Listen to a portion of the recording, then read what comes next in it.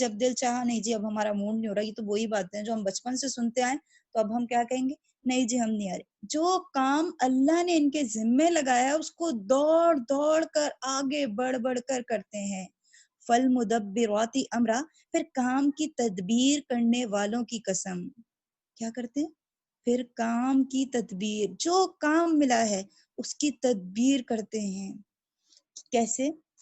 یہ فرشتے اللہ کی وحی انبیاء تک دوڑ دوڑ کر پہنچاتے ہیں تاکہ شیطان کو اس کی کوئی سنگن نہ ملے، یا مومنوں کی روح جنت کی طرف لے جانے میں نہایت تیزی سے کام لیتے ہیں۔ دنیا میں کفن دفن شروع ہو جاتا ہے اور یہ تیزی سے آسمانوں کی طرف روحوں کو لے کر جا رہے ہوتے ہیں۔ یوم ترجف الراجفہ، جس دن کانپنے والی کانپے گی، کیا چیز؟ قیامت۔ پچھلی صورت میں بھی یہی ذکر تھا، اس صورت کے اندر بھی یہی ذکر ہے، جس دن کانپنے والی کانپے گی۔ تتبعها الرادیہ، اس کے بعد ایک پیچھے آنے والی پیچھے پیچھے آئے گی۔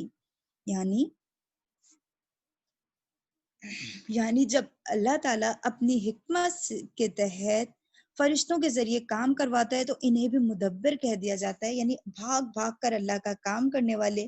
اس اعتبار سے یہ تمام فرشتے بھاگ بھاگ کر اللہ کا کام کرتے ہیں، اور اس کے بعد اس کس طرف اشارہ ہے کہ قیامت آنے والی ہے، اور قیامت کے بعد تم ضرور، یعنی میں اور آپ ضرور زندہ کیے جائیں گے اور دوبارہ جواب دیں گے، اور ہمیں ہمارے عملوں کا جو کچھ ہم کرتے ہیں، نیتیں کیا ہیں، کسی بھی قسم کا کوئی کام ہے، چاہے وہ ہمارے گھر کا ہے، چاہے وہ ہمارے دفتر کا ہے، چاہے وہ ہماری کلاس کا ہے، چاہے وہ ہمارا ہوم ورک ہی ہے، اس میں نیت کیا ہے؟ کیا میری نماز بہتر ہو جائے، یا میرا اپنا آپ، میرا نفس جو جس کو میں دھوکے میں رکھتی ہوں وہ بہتر ہو جائے، یا میرا مقصد یہ ہے کہ اس کو فلاں کو پتہ چل جائے میں نے کلاس اٹینڈ کی، یا میرے نمبر اچھے آ جائیں، یا میرا نام سابقون الاولون میں آ جائے، تو یہاں پھر ہماری نیتیں خراب ہو جائیں گی۔ تو اس بات کا یاد رکھنا ہے کہ تمہارے یعنی میرے اور آپ کے عملوں کا ہم نے کل قیامت میں جواب دینا ہے۔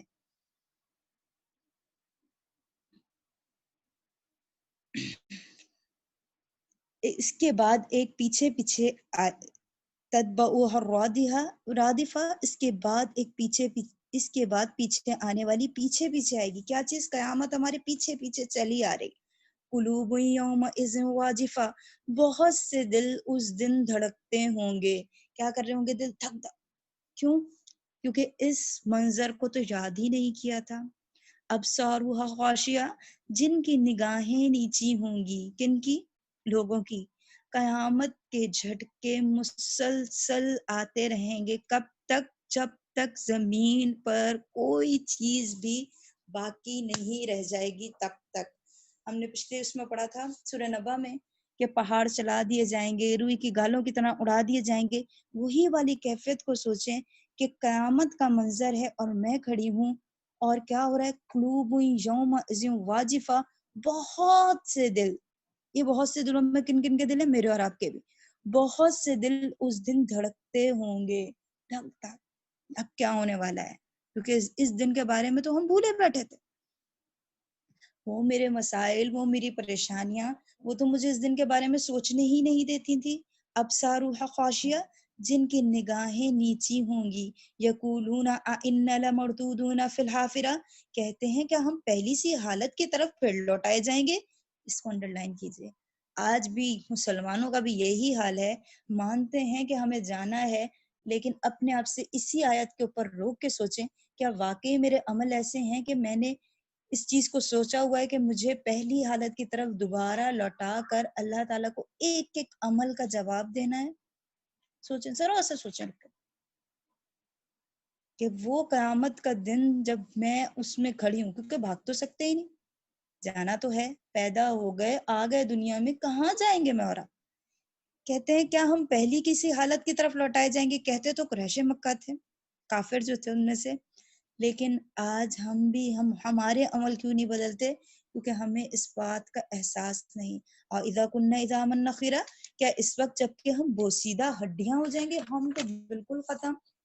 یہاں ہم مانتے ہیں، کیونکہ مسلمان کا عقیدہ ہے کہ ہم اس چیز کو مانتے ہیں کہ ہمیں اٹھنا ہے، لیکن شعور نہیں رکھتے۔ قالوا تلک اذن کرۃ خاسرہ، کہتے ہیں پھر تو یہ لوٹنا نقصان دہ ہے۔ کون سا لوٹنا؟ یہ لوٹنا نقصان دہ ہے. کون کہتے ہیں؟ فار کیا کہتے تھے کہ پھر یہ لوٹنا نقصان دہ کہ کل مجھے جا کر جواب دینا ہے. فَإِذَا هُمْ فَإِنَّمَا هِيَ زَجْرَةٌ وَاحِدَةٌ، معلوم ہونا چاہیے کہ وہ تو صرف ایک خوفناک ڈانٹ ہے. کیا؟ کون سی خوفناک ڈانٹ ہے؟ وہ قیامت کی طرف بلانا. کہتے تھے یعنی اگر واقعی ایسا ہوا جیسے کہ محمد صلی اللہ علیہ وآلہ وسلم کہتے ہیں، یہی ہم تجلیات نبوت میں بھی پڑھ رہے ہیں، تو پھر یہ دوبارہ کی زندگی ہمارے لیے سخت نقصان دہ ہوگی. انہیں پتا تھا کہ اگر ہم دوبارہ کھڑے ہو گئے اللہ کے پاس جا کے تو بڑی نقصان دہ ہوگی، کیونکہ میں اور آپ اپنے اپنے اعمال کو بہت اچھی طرح جانتے ہیں. فَإِنَّمَا هِيَ زَجْرَةٌ وَاحِدَةٌ، معلوم ہونا چاہیے وہ تو صرف ایک خوفناک ڈانٹ ہے. کون سی ڈانٹ؟ یہ جو ایک ڈانٹ پڑے گی کہ سب نکل کے کھڑے ہوں گے. اشارہ ہے نفخے کی طرف، اشارہ ہے سور کی طرف کہ جب وہ پھونکی جائے گی، جب سور میں سور پھونک دیا جائے گا تو کیا ہوگا؟ ایک زور کی ڈانٹ، ایک ایسا الارم جو بیک وقت سب کو سنائی دے گا. جو قبر میں چلے گئے انہیں بھی، جو زندہ ہوں گے انہیں بھی، جو کچھ کر رہا ہوگا سب کو یہ ڈانٹ بلا کر ایک طرف جمع کر دے گی. فَإِذَا هُمْ بِالسَّاهِرَةِ، کہ جس کے ظاہر ہوتے ہی وہ ایک دم میدان میں جمع ہو جائیں گے. وہ کون؟ وہ کون ہے یہاں مراد؟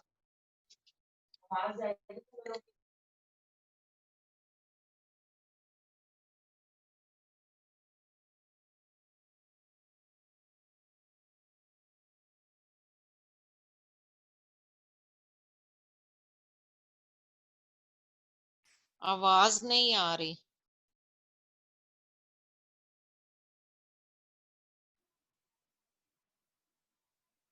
اب آ رہی ہے؟ ہاں جی اب آ رہی ہے. جزاک اللہ خیرا. فَإِذَا هُمْ بِالسَّاهِرَةِ، کہ جس کے ظاہر ہوتے ہی وہ ایک دم میدان میں جمع ہو جائیں گے. آیت نمبر 14-15 هَلْ أَتَاكَ حَدِيثُ مُوسَىٰ، پہلے اس کے اوپر ہی بات کرتے ہیں کہ جس کے ظاہر ہوتے ہی وہ ایک دم میدان میں جمع ہو جائیں گے. وہ کون؟ ہم سب. قیامت کی منظر کشی ہے کہ ایک ہی نفخے سے سب لوگ ایک میدان میں جمع ہو جائیں گے. یہ اس وقت کا ہوگا جب کوئی درخت، کوئی پہاڑ، کوئی سمندر، کچھ بھی زمین کے اوپر نہیں ہوگا، صرف انسان ہی انسان ہوں گے. اور یہ قیامت کا دن 50,000 سال کا ایک دن ہوگا. بہت سے لوگوں نے یہ طویل حدیث پہلے بھی سنی ہوگی، لیکن اس حدیث کو سمجھے بغیر، سنے بغیر، کافی طویل حدیث ہے، میں اس کو پڑھوں گی کیونکہ اس کو سمجھے بغیر یہ جو قیامت، یہ جو نزا کا عالم تھا، یہ ہمیں صحیح سے سمجھ نہیں آتا. تو غور سے سنیے گا. ایک انصاری کے جنازے میں ہم رسول اللہ صلی اللہ علیہ وآلہ وسلم کے ہمراہ نکلے. ایک صحابی بیان کرتے ہیں، برا بن عازب فرماتے ہیں کہ ایک انصاری کے جنازے میں ہم رسول اللہ صلی اللہ علیہ وآلہ وسلم کے ہمراہ نکلے. جب ہم قبر کے پاس پہنچے تو ابھی لحد تیار نہیں ہوئی تھی، چنانچہ آپ صلی اللہ علیہ وآلہ وسلم قبلہ رو ہو کر بیٹھ گئے، اور ہم بھی آپ صلی اللہ علیہ وآلہ وسلم کے ارد گرد یوں بیٹھ گئے گویا کہ ہمارے سروں پر پرندے ہو. یعنی آپ صلی اللہ علیہ وسلم ایک جنازے کے ساتھ گئے، سمجھ آیا؟ ایک جنازے کے ساتھ گئے، ابھی قبر تیار نہیں تھی، تو کیا ہوا؟ آپ صلی اللہ علیہ وسلم اور تمام صحابہ وہیں پر بیٹھ گئے. آپ صلی اللہ علیہ وآلہ وسلم کے دست مبارک میں، یعنی ہاتھ میں ایک چھڑی تھی جس سے آپ صلی اللہ علیہ وآلہ وسلم زمین کورید رہے تھے. دوسری روایت میں ہے کہ رسول اللہ صلی اللہ علیہ وآلہ وسلم کبھی آسمان اور کبھی زمین کی طرف دیکھتے. اسی حالت میں آپ صلی اللہ علیہ وآلہ وسلم نے نگاہ کو 3 مرتبہ اوپر نیچے کیا، پھر 2 یا 3 مرتبہ ارشاد فرمایا، عذاب قبر سے اللہ کی پناہ چاہو. پھر آپ صلی اللہ علیہ وآلہ وسلم نے 3 مرتبہ دعا فرمائی، اللہم انی اعوذ بک من عذاب القبر، اے اللہ میں عذاب قبر سے آپ کی پناہ چاہتا ہوں. مانگے فوراً دعا، اردو میں ہی مانگ لیں کہ اے اللہ میں عذاب قبر سے آپ کی پناہ چاہتی ہوں۔ پھر فرمایا جب بندہ مومن اس دنیا سے رخصت ہو کر آخرت کو سدھارنے والا ہوتا ہے، یعنی آخرت کو جا رہا ہوتا ہے، آسمان سے اس کے پاس فرشتے آتے ہیں ایسے روشن چہروں والے، گویا کہ سورج ان کے پاس جنت سے لایا ہوا کفن ہوتا ہے، یعنی ایسے ہوتے ہیں کہ گویا سورج، اور جنت ہی کی خوشبو حد نگاہ تک وہ آ کر بیٹھ جاتے ہیں۔ آخر میں ملک الموت علیہ السلام تشریف لاتے ہیں اور اس میت کے سر کے پاس بیٹھ کر فرماتے ہیں اے پاکیزہ روح۔ دوسری روایت میں ہے اے مطمئن روح، کہاں پڑھا تھا؟ یا ایتھا النفس المطمئنہ، پہنچو اپنے رب کی مغفرت اور عنایت کے پاس، یعنی مومن کو آ کے کیا کہتے ہیں کہ اے مطمئن روح پہنچو اپنے رب کی عنایت کی مغفرت کے پاس۔ رسول اللہ صلی اللہ علیہ وآلہ وسلم نے فرمایا پھر وہ اس طرح نکلتی ہے جیسے پانی کا قطرہ مشکیزے کے منہ سے آہستگی سے ٹپکتا ہے، چنانچہ وہ فرشتہ ملک الموت علیہ السلام اسے لے لیتے ہیں تو دوسرے فرشتے آنکھ جھپکنے سے پہلے ان سے وصول کر لیتے ہیں، یعنی ملک الموت نکالتے ہیں اور اس کے بعد جو اتنے سارے فرشتے ہوتے ہیں، پوری ایک جماعت آتی ہے، وہ کیا کرتی ہے؟ پلک جھپکنے سے پہلے ان سے لے لیتی، پھر وہ اسے جنتی کفن اور خوشبو میں رکھ لیتے ہیں۔ اس بارے میں اللہ تعالیٰ کا ارشاد ہے، یعنی قرآن فرماتا ہے سورہ انعام آیت نمبر 61 میں توفتہ رسولنا وہم لا یفرطون، ہمارے بھیجے ہوئے فرشتے اس کی جان نکال لیتے ہیں۔ اور ابھی بھی ہم نے پڑھا والنازعات غرق ہو کر جان نکال لیتے ہیں، والناشطات نشطہ بند کھول کر جان نکال لیتے ہیں، اور اپنا فرض ادا کرنے میں ذرا کوتاہی نہیں کرتے۔ ایک دوسری روایت میں ہے جب وہ روح نکل جاتی ہے تو زمین اور آسمان کے درمیان ہر فرشتہ اس کے حق میں دعائے رحمت کرتا ہے، اور آسمان کے تمام فرشتے بھی اس کے لیے دعا کرتے ہیں۔ اس کے استقبال کے لیے آسمان کے تمام دروازے کھول دیے جاتے ہیں، تمام دروازوں کے نگران اللہ تعالیٰ سے التجا کرتے ہیں کہ اسے ہمارے پاس سے گزارا جائے، یعنی کیا ہوتا ہے؟ دنیا میں کفن دفن کا انتظام شروع ہوتا ہے اور یہ روح جو ہے وہ فرشتے لے کر آسمانوں کی طرف چلے جاتے ہیں۔ جب فرشتے آسمانوں کی طرف لے کر جاتے ہیں تو پہلے ہی دروازے پر، کیونکہ وہاں پر استقبال ہوتا ہے، پہلے ہی آسمان کے دروازے پر کیا پوچھا جاتا ہے کہ یہ کون شخص ہے؟ تمام دروازوں کے نگران اللہ تعالیٰ سے التجا کرتے ہیں، اللہ تعالیٰ سے دعائیں کرتے ہیں کہ اسے ہمارے پاس سے گزارا جائے، اس کی نیکی کی وجہ سے، اس کی خوشبوؤں کی وجہ سے کہتے ہیں اللہ تعالیٰ اسے ہماری طرف سے گزارا جائے۔ اس پاکیزہ روح سے دنیا کی بہترین خوشبو کے لپکے اٹھتے ہیں، پھر فرشتے اسے لے کر اوپر کو جاتے ہیں تو راستے میں فرشتوں کی جس جماعت کے پاس سے بھی گزرتے ہیں وہ یہی دریافت کرتے ہیں کہ کس کی اتنی پاکیزہ روح ہے۔ فرشتے جواب میں کہتے ہیں یہ صاحب فلاں بن فلاں ہیں، اس کے خوبصورت ترین نام سے یاد کرتے ہوئے جس سے وہ دنیا میں پکارا جاتا تھا۔ سوچیں آپ کی روح جا رہی ہے، آسمانوں کی طرف جا رہی ہے، نزا کا عالم آپ کو یاد کروایا نا، میری اور آپ کی، اور یہاں کفن دفن کا انتظام شروع ہے اور وہاں آسمانوں کی طرف جا رہی ہے، اور فرشتے کیا کہہ رہے ہیں؟ اللہ جس کی روح ہے اتنی پاکیزہ روح ہے کہ اس کو ہماری طرف سے گزاریے، ہمارے پاس سے گزاریے، اس کے خوبصورت ترین نام سے یاد کرتے ہوئے جس سے وہ دنیا میں پکارا جاتا تھا۔ وہ فرشتے اسے لے کر آسمان دنیا تک پہنچ جاتے ہیں، جب اس کی خاطر دروازہ کھلوانا چاہتے ہیں تو وہ کھول دیا جاتا ہے، پھر اگلے آسمان تک اس پہلے آسمان کے مقرب ترین فرشتے اسے الوداع کہہ کر آتے ہیں، یعنی وہ خود پہلے ویلکم کرتے ہیں، اور پھر جیسے ہوتا ہے نا کہ کوئی خاص بندہ ہمارے گھر میں آتا ہے تو ہم دروازے تک اس کو چھوڑنے کے لیے جاتے ہیں، یہ ساتھ ساتھ ملتے جاتے ہیں فرشتے اور دوسرے آسمان تک انہیں چھوڑنے کے لیے جاتے ہیں۔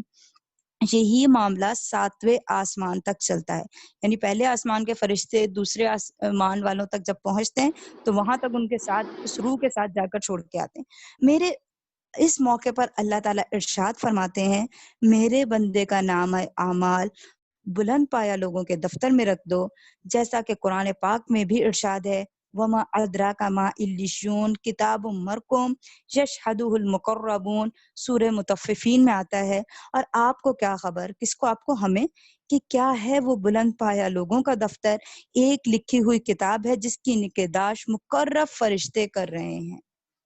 اس کا اعمال نامہ بلند پایا لوگوں کے دفتر میں رکھ دیا جاتا ہے، پھر اللہ تعالیٰ فرماتے ہیں اسے زمین تک واپس پہنچا دو، میں نے ان سے وعدہ کیا ہوا ہے کہ میں نے ان کو اسی زمین سے پیدا کیا، اسی میں واپس کروں گا اور اسی سے میں ان کو دوبارہ اٹھاؤں گا۔ پھر اسے زمین میں واپس کر دیا جاتا ہے، اس کی روح دوبارہ جسم میں ڈال دی جاتی ہے۔ جب اس کے ساتھی واپس ہو رہے ہوتے ہیں تو یہ ان کے جوتوں کی آواز بھی سنتا ہے۔ کن کے؟ دنیا میں جب جنازہ رکھ کے آیا جاتا ہے تو یہ اپنے جانے والے ساتھیوں کے جوتوں کی آواز بھی سنتا ہے۔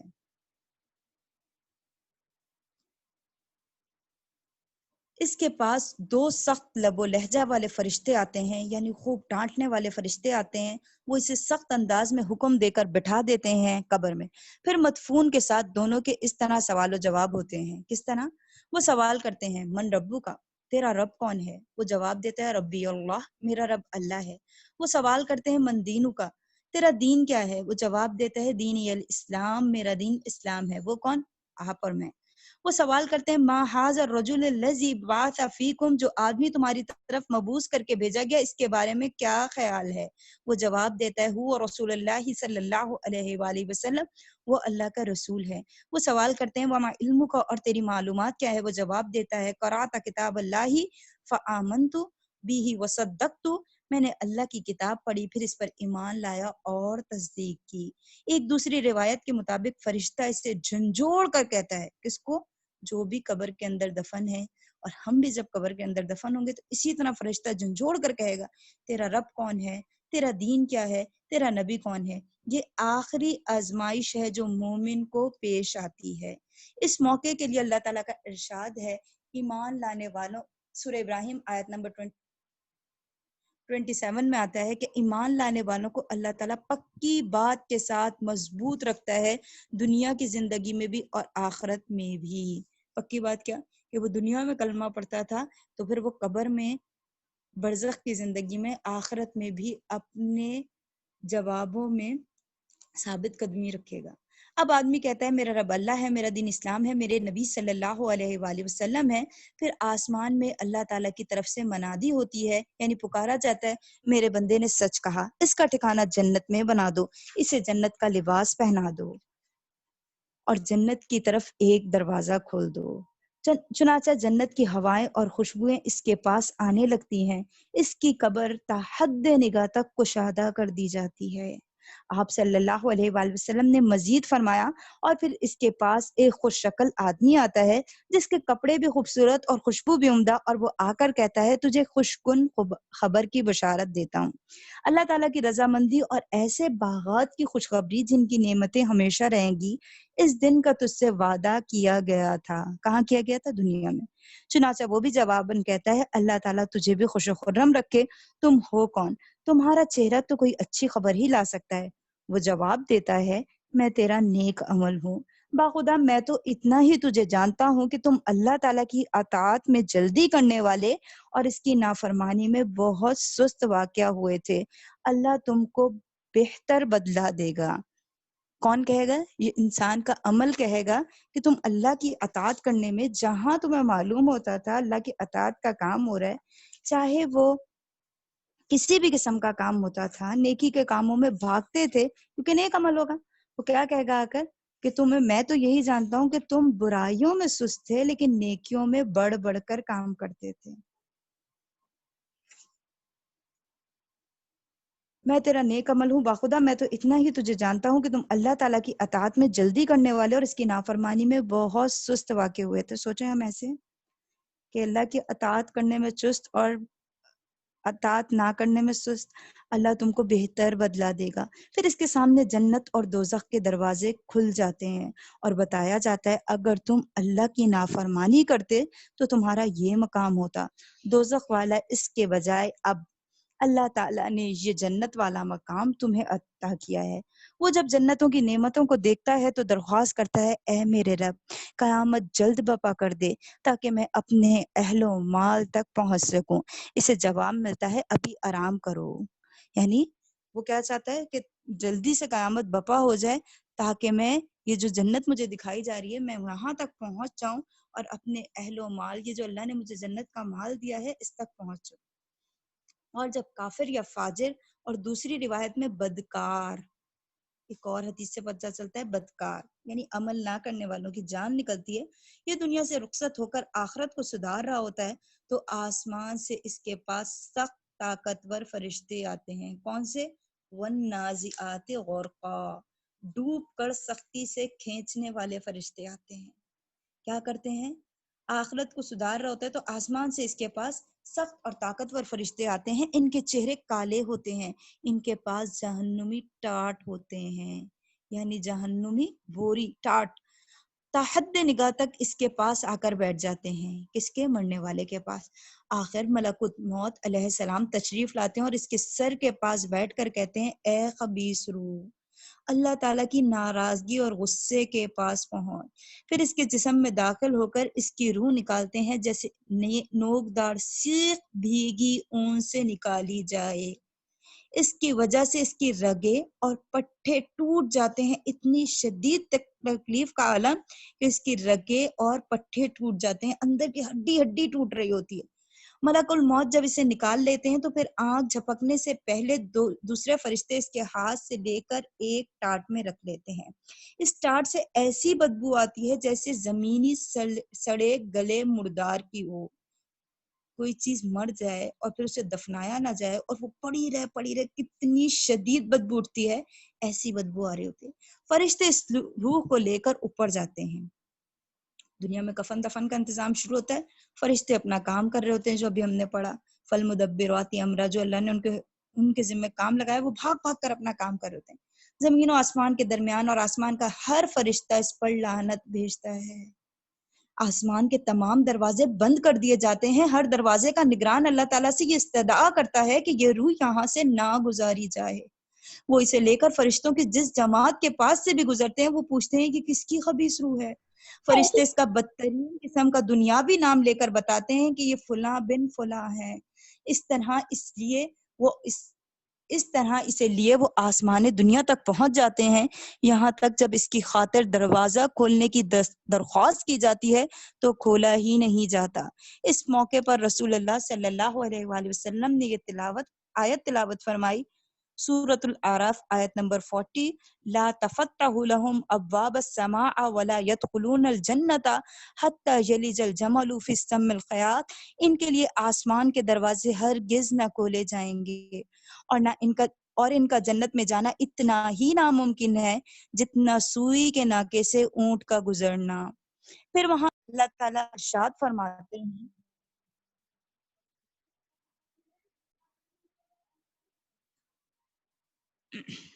اللہ تعالیٰ ارشاد فرماتے ہیں اس کا نام اعمال قید خانے کے دفتر سے جین میں رکھ دو جو کہ سب سے نچلی زمین میں ہے، اور اس بندے کو زمین میں واپس کر دو کیونکہ میں نے ان سے وعدہ کیا تھا کہ اسی سے انہیں پیدا کروں گا اور اسی میں واپس کروں گا اور یہیں سے دوبارہ اٹھاؤں گا. چنانچہ برے طریقے سے اس کی روح